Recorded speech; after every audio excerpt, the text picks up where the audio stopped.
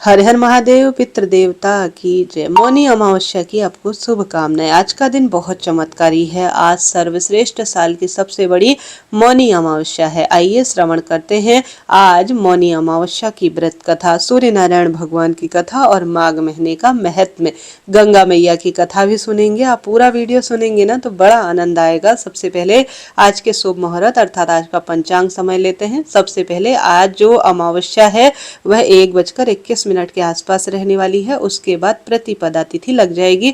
कल से माघ महीने की गुप्त नवरात्रियां शुरू हो रही हैं। माता रानी आ रही हैं आपकी सब परेशानी का निदान करने। आज पूर्वाषाढ़ा नक्षत्र और उत्तराषाढ़ा नक्षत्र है और हर्षण योग का निर्माण हो रहा है। आज राहु काल का शुभ समय 4:39 से 6 बजे के आसपास रहने वाला है। राहु काल में राहु और केतु संबंधी दान पुण्य बहुत फल देते हैं। आज सर्वश्रेष्ठ स्वरूप में सूर्य उदय का समय 7:14, सूर्यास्त का समय करीब 6 बजे के आसपास रहेगा।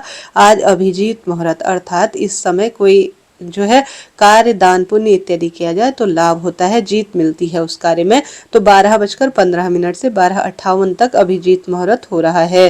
प्रिय श्रोताजनों, आज सर्वार्थ सिद्धि योग भी है जो कि इस दिन को खास बना रहा है। आज लाभ का चौघड़िया 9:55 से 11:16 तक रहने वाला है। आशय उम्मीद है आप समझे होंगे। आप इसी तरह से रोज पंचांग की श्रेष्ठ जानकारी जानना चाहते हैं ना तो चैनल को सब्सक्राइब जरूर कीजिए। सबसे पहले सुनी जाती है अमावस्या पितरों की कथा। आइए मौनी अमावस्या व्रत कथा सुनते हैं। मौनी अमावस्या की पौराणिक कथा अनुसार कांचीपुर नगर में एक देव स्वामी नाम का ब्राह्मण अपने परिवार के साथ रहता था। देव स्वामी की पत्नी का नाम धनवती था। इन दोनों के 7 पुत्र और गुणवती नाम की एक पुत्री भी थी। जब 7 पुत्र और पुत्रियां युवा अवस्था में आए तो देव स्वामी ने सबसे पहले पुत्री के विवाह कराने का मन बनाया। सब इसके लिए देव स्वामी ने सबसे पहले छोटे पुत्र के पास बेटी की कुंडली दी और कहा कि किसी योग्य पंडित से दिखाने के लिए कहना। छोटे पुत्र ने ऐसा ही किया। वह अपनी बहन गुणवती की कुंडली एक विद्वान ज्योतिष के पास ले गया। ज्योतिषाचार्य ने भविष्यवाणी की कि गुणवती के विवाह के तुरंत बाद उसके पति की मृत्यु हो गई। इस भविष्यवाणी से व्यथित होकर देव स्वामी ने एक स्वामी की और सलाह ली। तब स्वामी ने कहा कि सिंघल नामक द्वीप पर सोमा धोबिन नाम की पतिव्रता स्त्री रहती है। वह अगर गुणवती के विवाह से पूर्व अगर आकर पूजा करे और अपना आशीर्वाद गुणवती को दे तो वह दोष से मुक्त हो जाएगी। यह बात सुनकर देव स्वामी ने अपनी पुत्री और छोटे पुत्र को सिंघल द्वीप भेजा। गुणवती और उसका छोटा भाई यात्रा के दौरान विश्राम करने के लिए समुद्र के किनारे पीपल पेड़ के पास विश्राम कर रहे थे। इस पीपल पेड़ पर एक गिद्ध का परिवार रहता था। जब गुणवती और उसका भाई पीपल के नीचे थे तो गिद्ध के घोंसले में केवल उसके बच्चे थे। गिद्ध के बच्चों ने भाई बहन के वार्तालाप को सुना और यह भी जाना कि वह सिंघल द्वीप पर जाने के लिए जो है लालायित है और रास्ते में उन्हें ठीक समझ में नहीं आ रहा है कि कहाँ जाना है। शाम के समय जब गिद्ध बच्चों के लिए भोजन लेकर आया तो बच्चों ने पूरी बात को गिद्ध को बताया। यह जानकर गिद्ध ने बच्चों को भोजन करवाया और दोनों भाइयों की मदद का मन बना लिया। इसके बाद गिद्ध की मदद से दोनों भाई बहन सिंघल द्वीप पहुंचे। गुणवती और उसका भाई छुपकर सुमा धोबिन के पास रहने लगे। सुमा धोबिन का आशीर्वाद प्राप्त करने के लिए गुणवती रोज सुबह सुमा धोबिन के आंगन को लीप आती और उसके घर के संपूर्ण कार्य को निपटा कर आती। हालांकि इस बारे में सुमा धोबिन को कुछ भी पता नहीं था। एक दिन सुमा धोबिन ने अपनी बहुओं से जानने की कोशिश की कि सुबह के समय कौन घर लीप कर जाता है और कौन संपूर्ण कार्य करके जाता है। तो बहुओं ने प्रसन्नता पाने के लिए झूठ बोल दिया कि हमारे अलावा और ये काम कौन कर सकता है। लेकिन सुमा धोबिन जानती थी कि ये उनकी बहुओं के काम तो बिल्कुल भी नहीं है। सच जानने के लिए वो सूर्य उदय से पहले आखिर कौन आता है, कौन घर के कार्य लीपने का और संपूर्ण कार्य कर जाता है, सोचने लगी। सुमा धोबिन पूरी रात नहीं सोई। भोर के समय सुमा ने देखा कि एक कन्या उसके आंगन की लिपाई कर रही है। सुमा दौड़कर गुणवती के निकट आई और पूछने लगी, तुम मेरे आंगन की लिपाई क्यों कर रही हो? गुणवती ने इसके बाद सारी बात सुमा को बताई। सुमा धोबिन ने गुणवती की बात को सुनकर कहा कि तुम्हारे सुहाग की रक्षा के लिए मैं अवश्य तुम्हारे साथ घर चलूंगी। इसके बाद सुमा धोबिन दोनों भाई बहनों के साथ गुणवती के घर पहुंची और वहां जाकर उसकी पूजा की, लेकिन विधि का विधान नहीं टाला जा सकता, इसलिए गुणवती के विवाह के बाद उसके पति की मृत्यु हो गई। इसके बाद सुमा धोबिन ने अपने पुण्य गुणवती को दान स्वरूप दे दिए। इसके बाद गुणवती के पति मृत्यु की गोद से बाहर निकलकर जीवित हो उठे। पुण्य की कमी होने के कारण इधर सुमा के पति और बेटे का भी देहांत हो गया। हालांकि सोमा ने अपने घर से निकलने से पहले अपनी बहुओं को सख्त निर्देश दिए थे कि जब तक मैं घर ना लौटूं ना तब तक मेरे पति और मेरे बेटे को कुछ भी न हो जाए ना तो उनके शरीर को संभाल कर रखना। सुमा धोबिन की बहुओं ने सास के निर्देशों का पालन किया और वह अपने पति और बेटे के शरीर को संभाले रखी।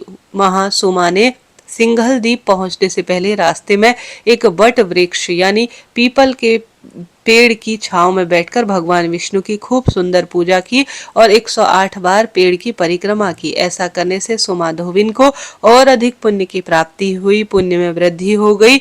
जब सुमा धोबिन घर पहुंची तो उसके पुण्य प्रताप से और श्री नारायण और पीपल पूजा से उसके मृत बेटे और पति की वापस से जीवित अवस्था में श्रेष्ठ उनको अनुभूति हुई।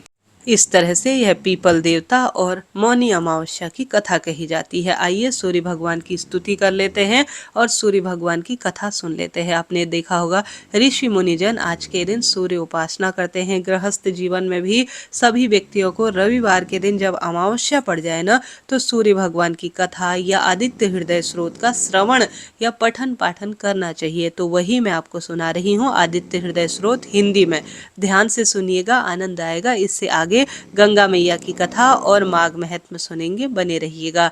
आदित्य हृदय स्रोत अनुसार जब उधर थककर चिंता में श्री रामचंद्र जी रणभूमि में खड़े थे, उतने में रावण भी युद्ध के लिए उनके सामने आ गया। यह देखकर अगस्त्य मुनि जी श्री रामचंद्र जी के पास गए और बोले, सभी के हृदय में रमण करने वाले, बसने वाले, हे महाभावों और सबसे सुंदर महाबाहों अर्थात लंबी भुजाओं वाले हे राम, यह गोपनीय स्रोत सुनो। इस स्रोत के जप से तुम अवश्य ही शत्रुओं पर विजय प्राप्त करोगे। यह आदित्य हृदय स्रोत परम पवित्र और सभी शत्रुओं पर विनाश करने वाला है। इसके जप से ही सदा विजय प्राप्त होती है। यह नित्य अक्षय और परम कल्याणकारी स्रोत है। यह सभी मंगलों में भी मंगल और सभी पापों का नाश करने वाला स्रोत, चिंता और शोक को मिटाने वाला और आयु में वृद्धि करने वाला है।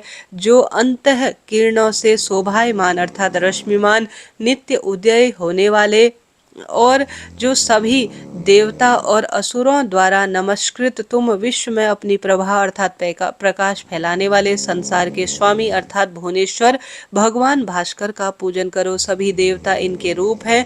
यह देवता अर्थात सूर्य अपने तेज और किरणों से जगत को स्फूर्ति प्रदान करने वाले हैं। यही अपने किरणों अर्थात रश्मियों से देवता और असुर गण आदि सभी लोगों का पालन करते हैं।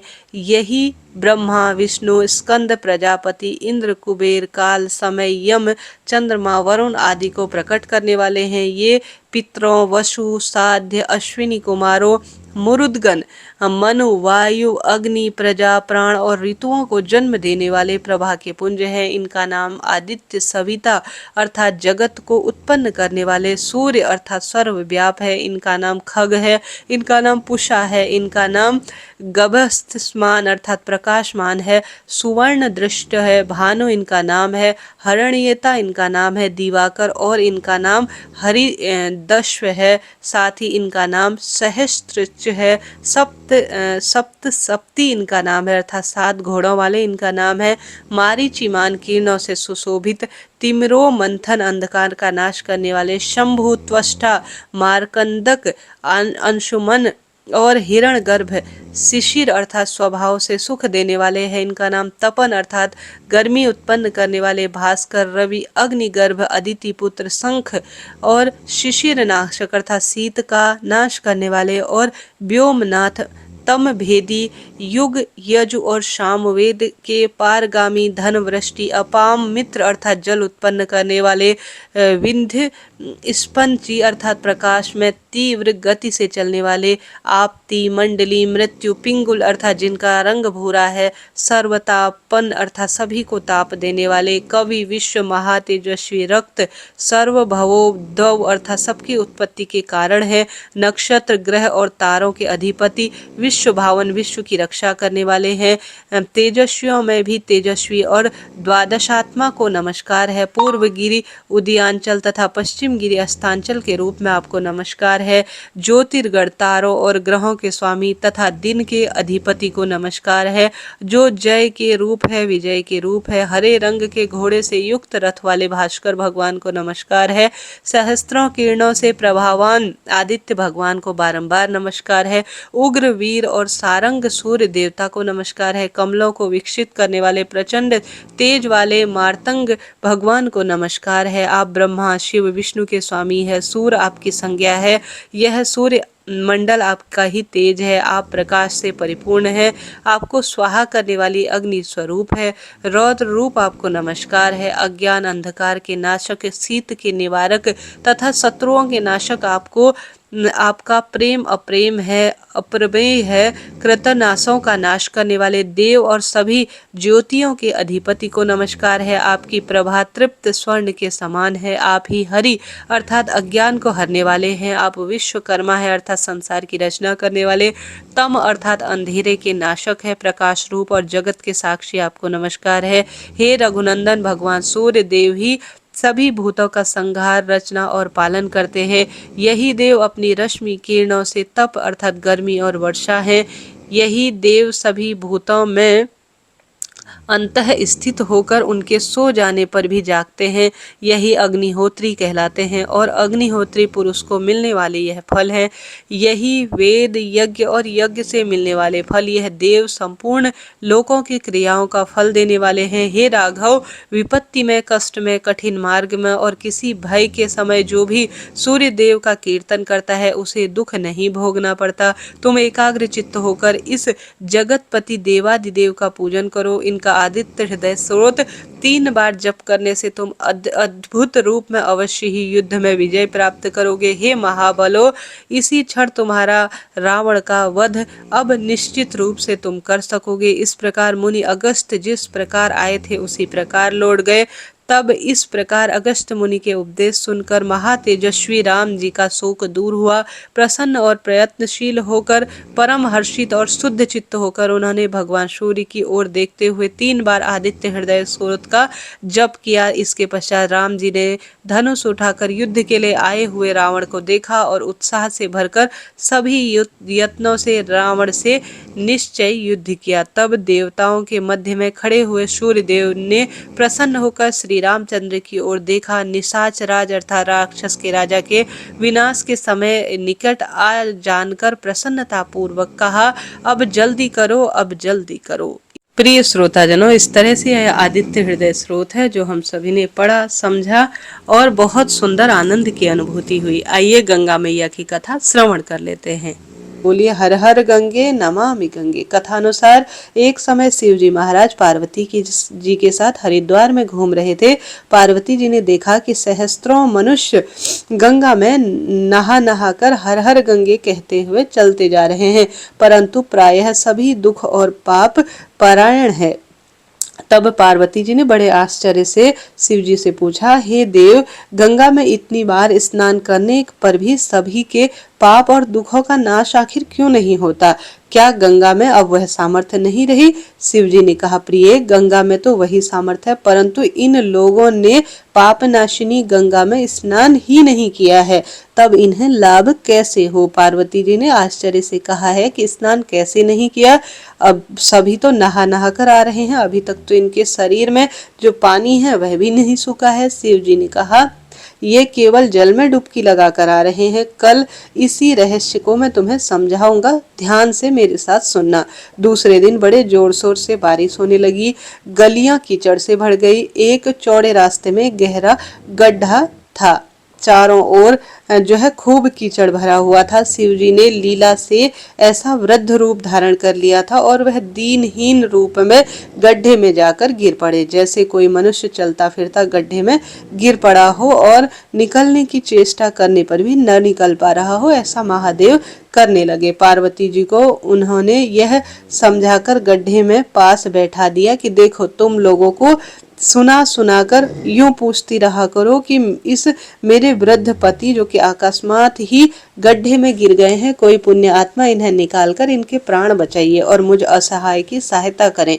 शिव जी ने यह और समझा दिया कि जब कोई गड्ढे से मुझे निकाले तो निकालने को तैयार हो तो बस इतना सा कह देना कि भाई मेरे पति सर्वथा निष्पाप हैं, इन्हें वही छुएगा जो स्वयं निष्पापी हो।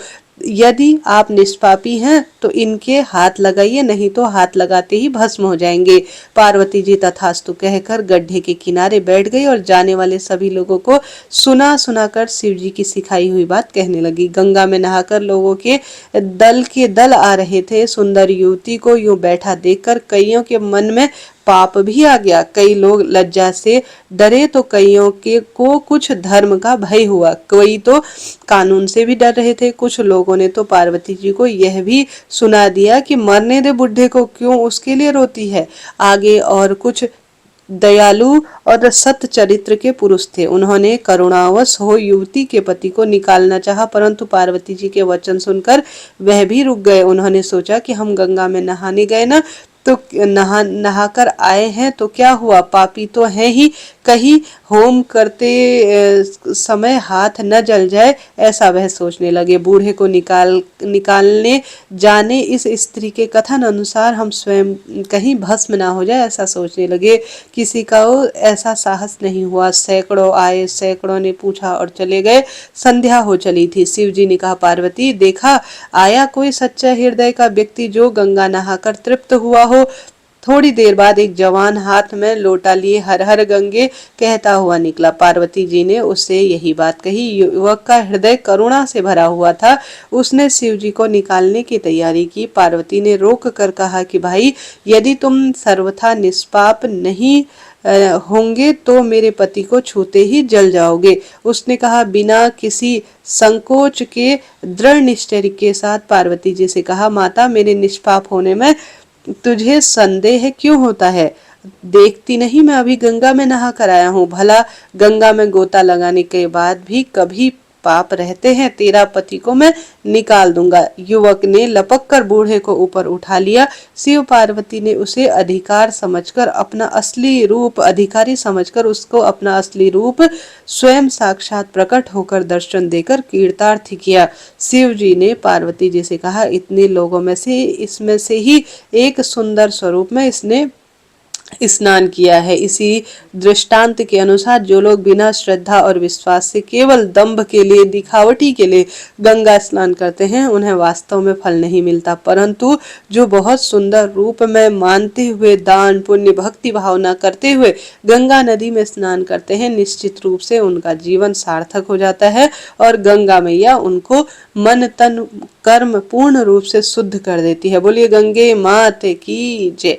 कथा अनुसार सुंदर स्वरूप में कहने का अर्थ है, पहले मन की शुद्धि आवश्यक है और विश्वास आवश्यक है और हमेशा प्राणियों के मदद के लिए आगे रहना आवश्यक है, जिससे कि गंगा मैया की कृपा हो और सदा सर्वदा महादेव उन पर कृपा सदा सर्वदा बनाए रखे। बोलिए गंगा माता की जय। शिवजी माँ गौरा की जय।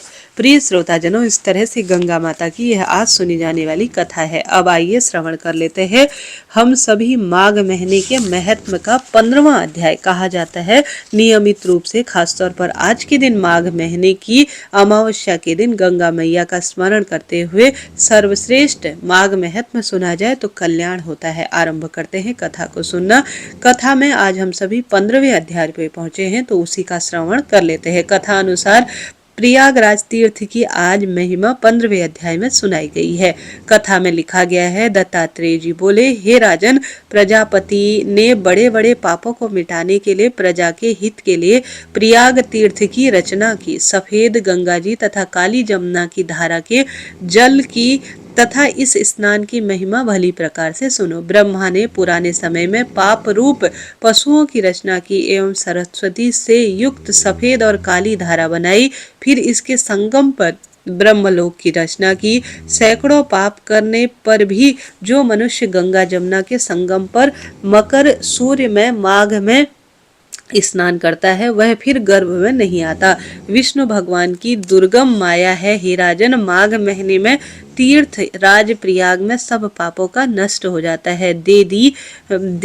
दीप्तिमान लोकों में अनेक भोगों को भोग कर मनुष्य परम ब्रह्म में तल्लीन होता है। उसे पुण्य की गिनती चित्रगुप्त भी नहीं कर पाते। 100 वर्ष तक निराहार रहकर योग अभ्यास करने के बराबर फल माघ महीने में प्रतिदिन स्नान करने से प्राप्त हो जाता है।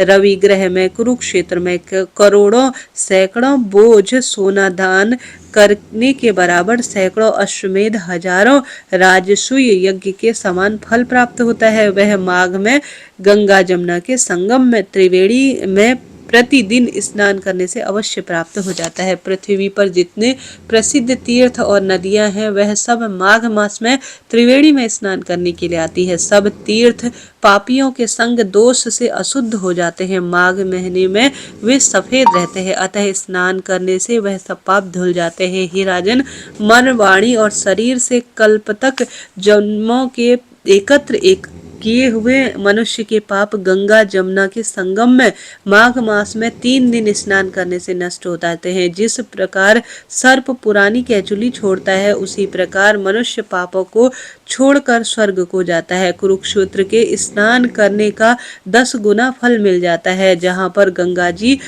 विंध्य पर्वत से निकलते हैं इससे 100 गुना फल काशी की उत्तर वाहिनी गंगा जी में, काशी में 100 गुना फल यमुना जी के संगम पर तथा इससे भी 1000 गुना फल जहाँ गंगा जी पश्चिम में बहती है वहां स्नान करने से होता है। हे राजन, वहां गंगा जी केवल दर्शन से ब्रह्म हत्या आदि पापों को नष्ट कर देती है। पश्चिम में बहने वाली गंगा और कालिंदी नदी के दुर्गम संगम में माघ माह के स्नान से कल्प तक किए हुए पाप नष्ट हो जाते हैं। अमृत को ही संसार में त्रिवेणी कहते हैं। माघ मास में थोड़े से ही समय में ही देवताओं को बहुत अधिक सुंदर श्रेष्ठ अनुभूति किया जा सकता है। ब्रह्मा, शंकर, रुद्र, हृदय, मरुत गण, गंधर्व, लोकपाल, यक्ष, किन्नर और आदिमादि गुणों से सिद्ध तत्वज्ञानी मनुष्य ब्रह्मणी, पार्वती, स्वामी, सची, नैना, दीति, उदिति, रति, संपूर्ण देव पत्नियां तथा नागों की स्त्रियां घृताची, मेनका, रंभा, उर्वशी, तिलोत्तमा, अप्सरा गण और सब पितृ मनुष्य हे राजन कलयुग में छिपे और सतयुग में प्रत्यक्ष रूप से संपूर्ण देवताओं त्रिवेणी में माघ माह में स्नान के लिए आते हैं। माघ माह में 3 दिन स्नान करने का पुण्य प्राचीन काल में कांचन मलिन से है राजन राक्षस को दिया था, उसी से वह पाप से मुक्त हुआ। इसे करने से मनुष्य सभी पापों से छूट जाता है, इसमें कोई संदेह नहीं है। जो मनुष्य इस महात्म को भक्ति पूर्वक सुनता है वह विष्णु लोक को प्राप्त हो जाता है। बोलिए माघ महीने की जय, श्री नारायण भगवान की जय, बोलिए गंगा माता की जय, पितृ देवता की जय।